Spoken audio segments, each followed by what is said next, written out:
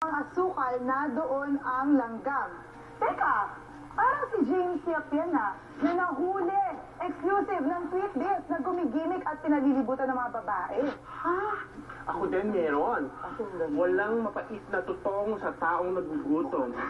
Ito nga hindi nangyayari dun sa veterano aktor na umaming medyo naghihirap na raw sa life niya. Kaya handang tumanggap kahit na anong role. Excuse me? Ay, ano yun?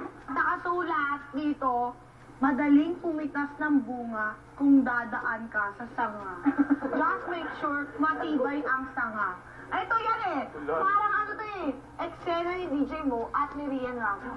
Kasi di ba, si DJ Mo, may anak siya, di ba? Pero dapat maging close ni Rian ang anak para mapumahal si bunga. Bunga. Oo nga.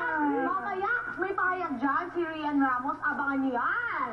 At abangan din nila mamaya ang chika ko tungkol sa isang aktor na naniniwalang eto, kapag ang tao'y nagigipit sa patalino na kumakapit. Ikaw naman ay naniniwala ka ba sa salaway kayong ang gawa nung pagkabata dala sa pagtanda?